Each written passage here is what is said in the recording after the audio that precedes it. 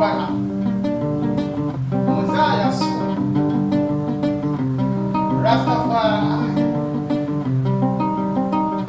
Yo!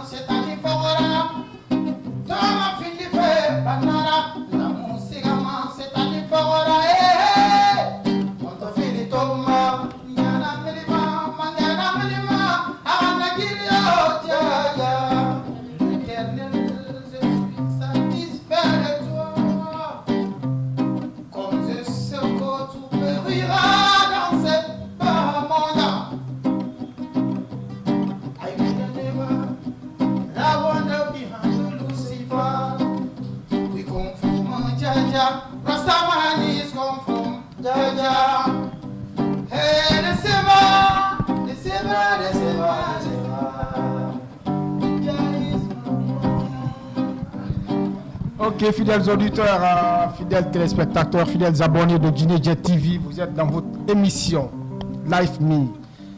Aujourd'hui, nous recevons sur ce plateau un grand artiste en herbe, hein, parce que nous sommes avec Rasta Reggae TV. Il est accompagné de sa manager, plus son instrumentaliste, l'homme formant la Djoubati.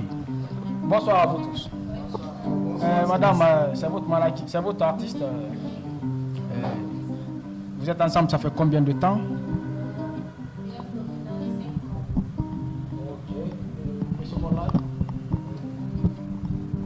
Vous êtes ensemble, ça fait combien de temps? Ça fait 3 ans. Je pense que vous connaissez mieux l'artiste que tout le monde. Aujourd'hui, Rasta, je vais me tourner vers vous pour entamer cette émission. À vous poser des questions par rapport à votre parcours, comment vous avez débuté votre chemin d'artiste. Pouvez vous présenter à nos milliers de téléspectateurs qui nous suivent en ce moment. Blessed Rastafari est en train de faire Mosaya. Étant en Baramuti Kirama, Aïe Selassie Akrama, Aïe Selassie Akrama, Skafira Suleiman, Suleiman, moi c'est Rasta Reggae, artiste, auteur, compositeur de la musique reggae. La musique qui conscientise, qui réveille l'esprit tordu, qui sort les esprits faibles dans l'ordre. Tiens, Rastafari, blessed à tous les téléspectateurs. Voilà.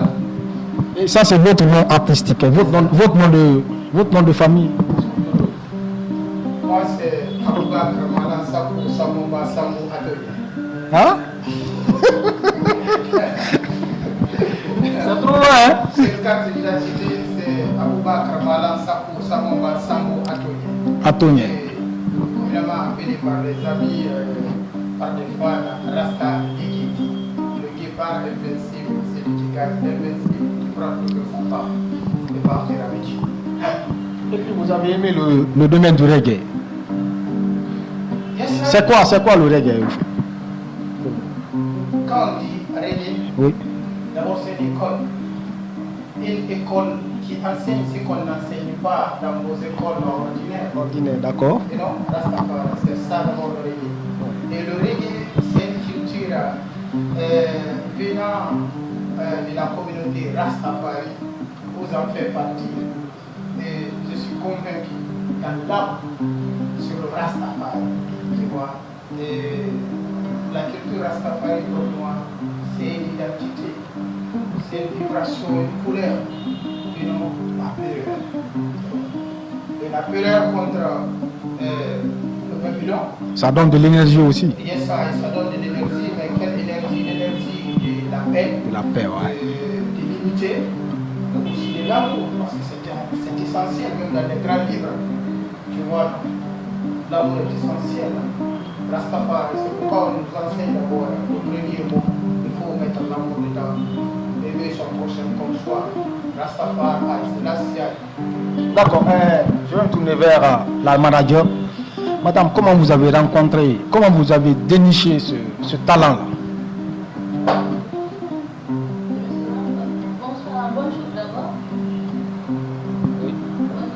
Bonjour. Ça va où?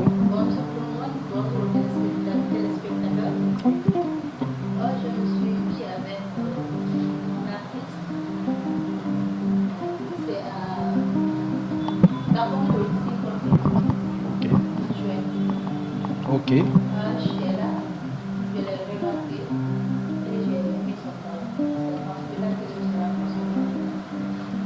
Maintenant, en tant que manager, qu'est-ce que vous avez pu apporter pour lui en tant qu'artiste? Est-ce qu'il a produit des musiques? Vous êtes à combien?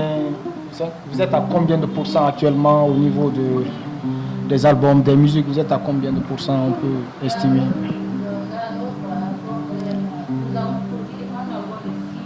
6 morceaux, oui. Ok.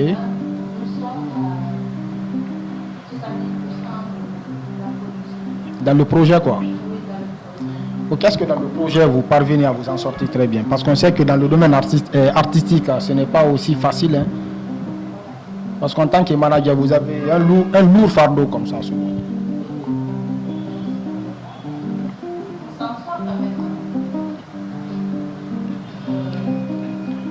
Ok, vous avez au moins un album de 6 morceaux. Vous avez un album de 6 morceaux. Est-ce que Rasta peut au moins nous offrir un morceau à nos téléspectateurs qui nous suivent en ce moment? Rasta, vous avez au moins quelques secondes? Oh, toujours ready.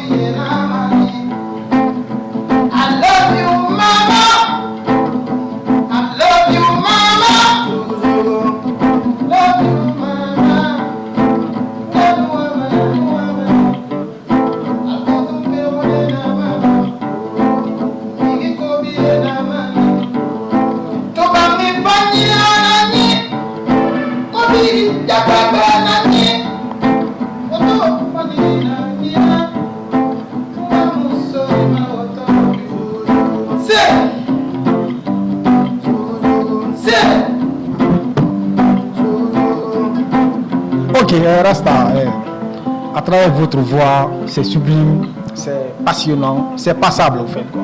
Maintenant, vous avez fait combien de temps dans la musique?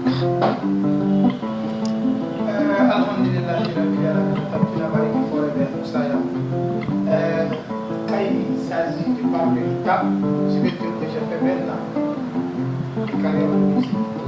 Quels sont les moments forts, les moments de difficulté que vous avez traversés? Expliquez-nous un peu votre parcours, quoi. Au départ, Oui. Oui. c'était un peu compliqué avec les parents parce que c'était sur les cassettes de là. Le temps là était trop compliqué pour moi au départ. Vous savez, avec la famille africaine, surtout dans les temps, parler de musique était à l'image sur la délinquance, sur la violence, Oui. sur les vols et autres, là, tout ce qui est critique à l'esprit bas était posé sur la musique. Et c'est à ce temps que nous on a commencé à faire la musique.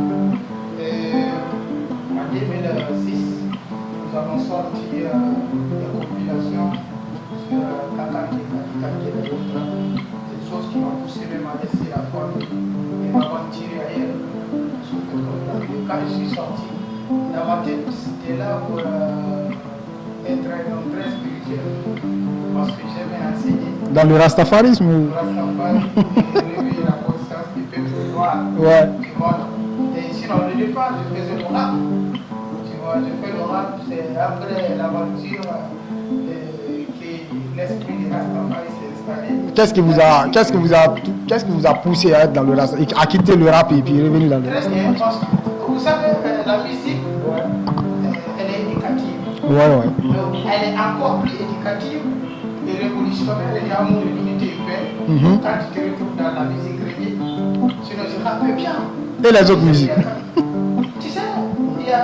quand je dis que toutes les musiques sont commerciales, Oui. ah, si tu peux comprendre. Oui, oui. Mais le reggae musique aussi, dès le départ, dès la présentation, je vous ai dit que la musique reggae, c'est une école qui cite ce qu'on ne cite pas à l'école.